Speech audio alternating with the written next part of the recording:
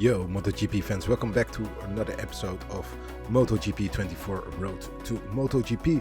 We're at the final race of our Moto3 season.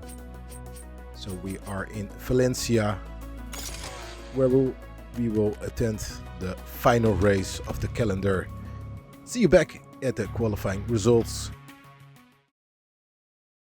The second Moto3 qualifying session comes to a close. The results you see on the screen correspond to riders' starting order on the grid tomorrow. So we start from pole. We have qualifier starting from P2 and our teammate starting from P3. See you back at the race. Riders in position, the green flag waving at the back of the field. Maximum focus now. Only a few seconds before the start of the Valencian Grand Prix. We have 10 red lights for our final race here in the Moto3 Championship. We rev the engine up and we are on the way. We have a decent start. Qualifier has an excellent start and our teammate is in front of us. We are in P3 as we head for the first turn. We drop down as we brake too early. Right behind Rossi taking the inside line for turn number 2. A very tight turn. We keep the inside line and in turn 3 we take P4 from Rossi. Now we are right behind David Alonso.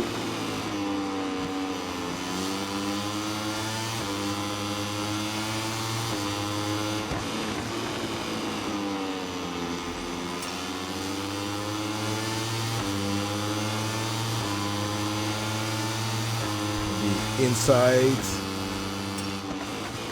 Have to brake early for this turn number 8. There goes our teammate Hogado. He just slipped. Couldn't hold his bike and now he is out of the race. Alonso goes a bit wide and we almost took over P2 from him, but we have to back out of it. Qualifier still leading, trying to pull away from us, but his pace isn't strong enough as of yet. Let's go a bit wide into turn 14.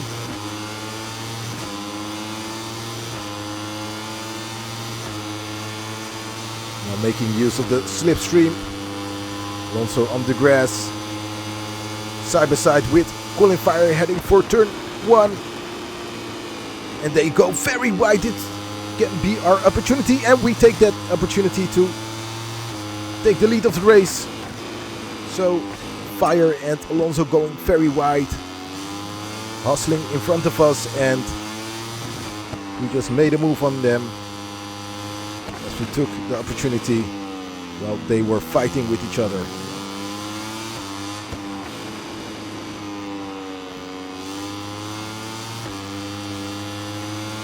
Suzuki also climbed to P2, so he is right behind us.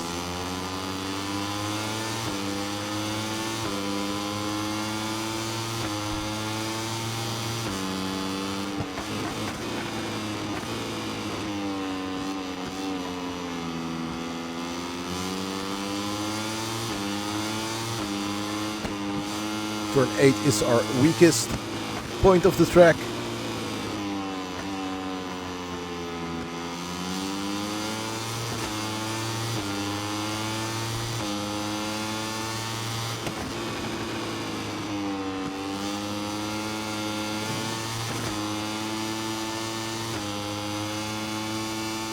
Slowly pulling away from Suzuki as we head for turn 14. Now we have to back straight to the start-finish line. And we have a gap of 0.5 of a second.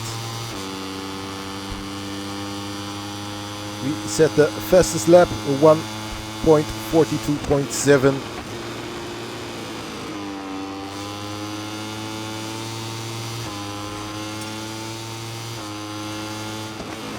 Track limit warning for Suzuki.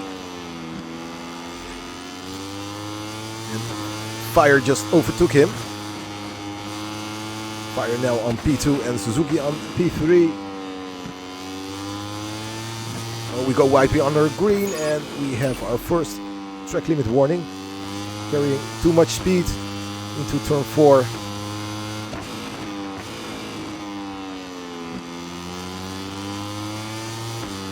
But our gap is increasing, 1.3 seconds at the moment.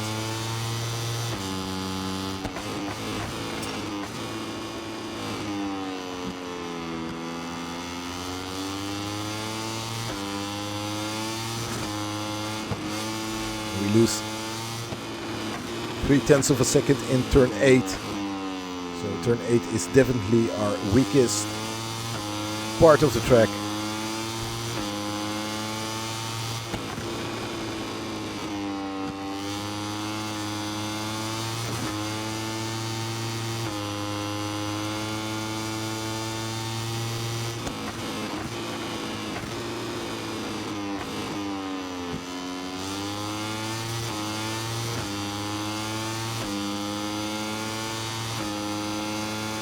We're closing down lap number 3 and we head into lap number 4. And we are still leading here in Valencia.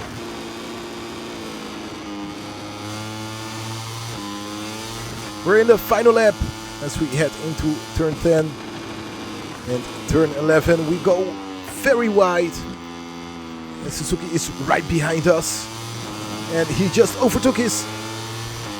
And now Suzuki has the lead of the race. Well, we are in the final lap. Oh, he goes very slow into turn 12. Can we execute an overtaking move? Ooh, we hit him. We have contact with Suzuki. We push him very wide as we go wide as well. But we have the lead back. It was a very aggressive and bit of a nasty move on Suzuki, but we win the race here in Valencia. Wait for the director to take us to the Parc Fermé to meet today's stars.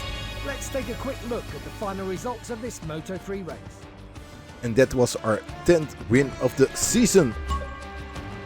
As you can see from the notification of Xbox Live. We won the race. Suzuki finished in P2 and Colin Fire finishing in P3. Unlucky for our teammate who didn't finish the race, crashed out of the race.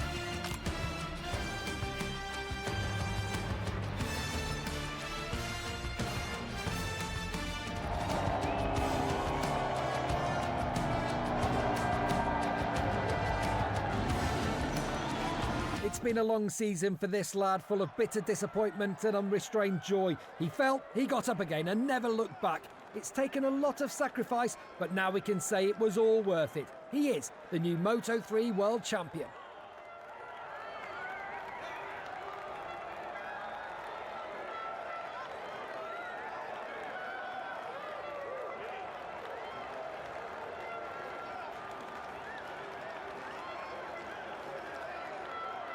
So still the same celebrations, animations as in MotoGP 22 and MotoGP 23 when you won the championship.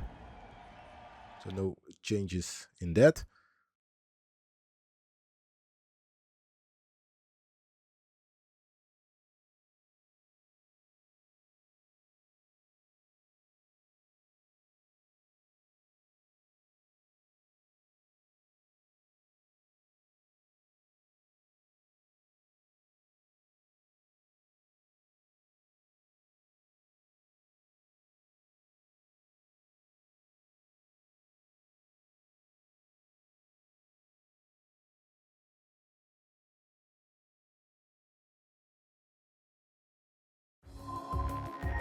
So obviously there was some sound, some sort of sound glitch, as we didn't hear any music from the cutscene where I was walking towards the Moto3 trophy. So here are the statistics: 10 races won, 16 podiums, 9 pole positions, and 3 fastest laps. Let's see what team have to offer us. So we have Trackhouse from the MotoGP class who wants to offer us a contract. We have Honda, LCR Honda, Idemitsu. We have in the Moto2, we have Speed Up, where I can team up with Aldeguer. But there's another Moto2 team, which is Clint Forward Factory Team.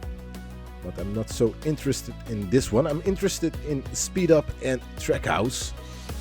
In the Moto3, we can team up with our countryman Colin Fire, but I want to move up. I want to move up to the Moto2 or even the MotoGP, as Trackhouse is very interesting to become teammates with Miguel Oliveira. I'm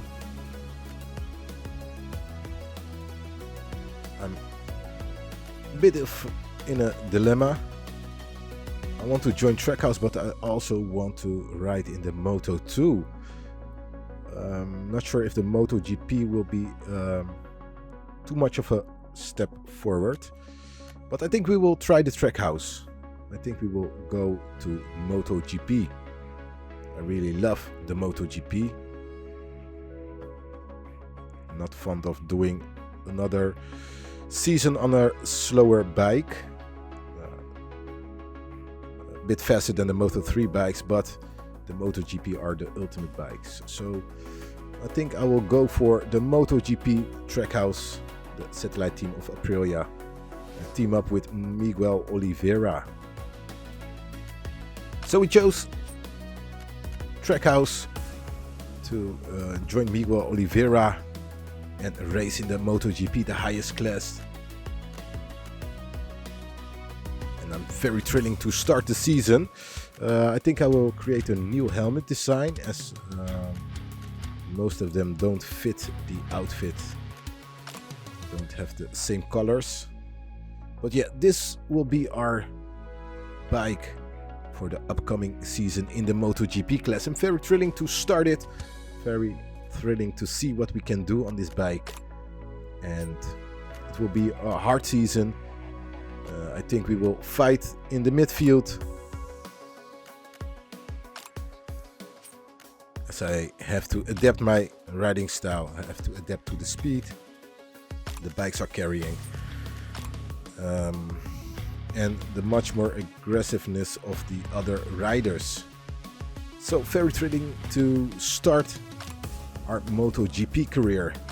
We will go for the official calendar and we will start our MotoGP career in the test in Qatar. We will enable the sprint races. So here are the transfers. We have Quartararo moving to Ducati, Bezzecchi moving to Honda, Bastianini moving to Aprilia, Morbidelli moving to the VR46 team, Espargaro going to Ducati as well. None of the Moto2 riders going up, and in the Moto3 there's also no one going up. Suzuki moving to Red Bull KTM. So this odd move by the Japanese rider, as he had a very strong bike, but no move from Colin Fire moving up to Moto2 or even Suzuki, so it's a bit odd. Maybe next season there will be more riders moving up in a category. But yeah, very much a lot of transfers, as Marini is moving to Yamaha. It's also a very interesting move.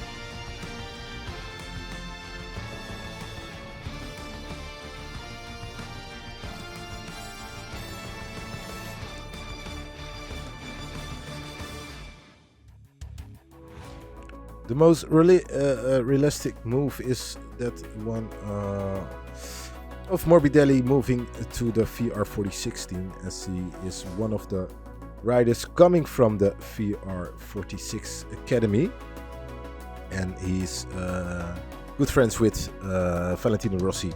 So that's the most realistic move which is done this season. So we'll be heading for the season test in Qatar, but that will be for the next episode. Well, thank you for watching. Don't forget to leave a like, subscribe if you haven't done so, and stay tuned for more to see our start of the new our MotoGP 24 Road to MotoGP season, as we will start in the MotoGP class at Trackhouse. See ya!